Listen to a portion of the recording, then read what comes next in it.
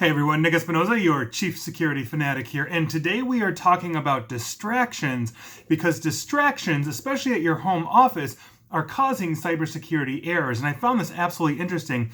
And here's what's going on. This is coming from InfoSec magazine, but apparently 43% of UK and US employees have made errors leading to cybersecurity repercussions, according to a new study that was just published by Tessian. Now, in this survey of 1,000 workers in the United Kingdom and 1,000 workers in the US, a quarter of them admitted to clicking on a link in a phishing email while at work. The most commonly sector where this occurred, interestingly enough, was the technology sector at 47%. Additionally, 20% of companies revealed that they have lost customers due to sending an email to the wrong person. This was a mistake that 58% of employees admitted to making, and a further 10% said that they've actually lost their jobs as a result. Now, here's the thing. Distraction was the biggest cause for these kinds of mistakes, according to the report. Nearly half, or 47%, basically said being distracted was the main reason for falling for a phishing scam. 41% said this was the biggest factor in sending an email to the wrong person. Other major reasons for clicking on a phishing link were fatigue at 44%, they perceived the email to be legitimate, 43%, and because the emails were purportedly came from a senior executive, 41%, or a well-known brand, also 41% as well.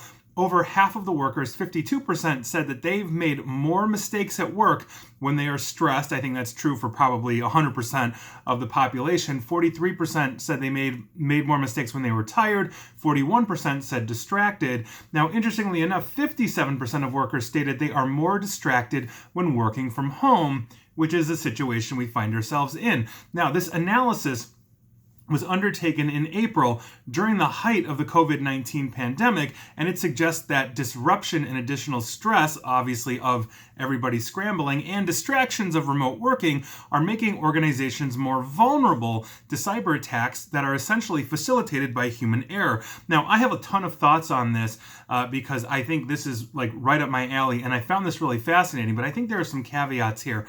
This survey was done during the mad rush the world literally had to take to work remote. So I think many mistakes were made from the cybersecurity standpoint. And by virtue of that, we were getting calls in March and April from some existing and new clients who were scrambling to get everybody remote but wanted to do it securely. And so they would call us for consulting or architect work, all that kind of stuff. About a month after that, we got calls from other existing clients that didn't contact us initially, or new clients saying, help, we went remote, we opened up a gap in our defense we didn't realize, and now the attackers want $300,000 or whatever to unlock our stuff.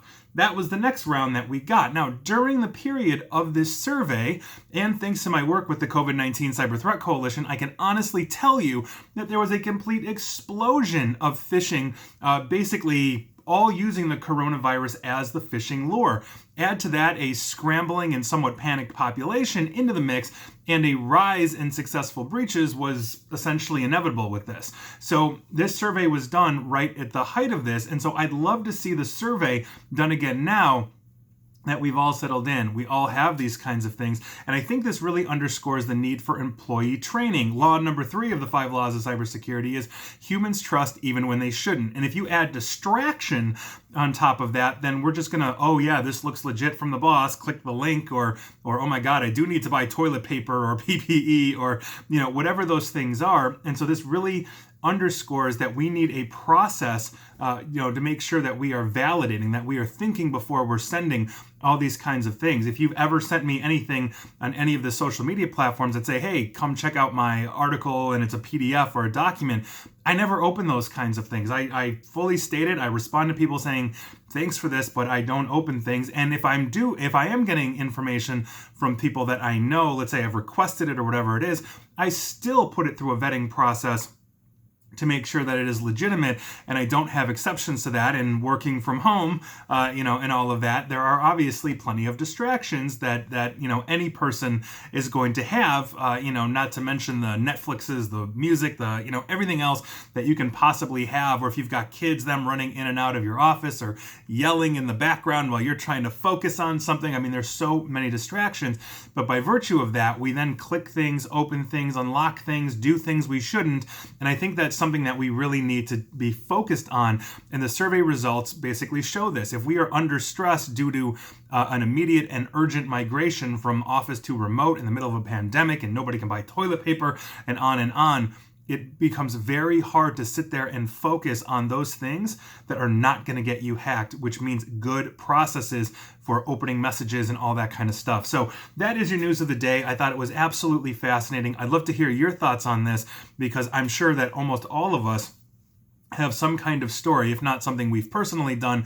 We know somebody at work or a friend or a family member or whoever has been that distracted person and has gotten that infection or has caused some kind of cybersecurity incident at work by just virtue of human error. So I think it behooves all of us to understand that is something serious that we have to deal with. And so that is your news of the day.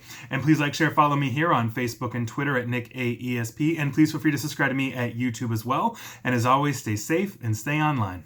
Thanks, everyone.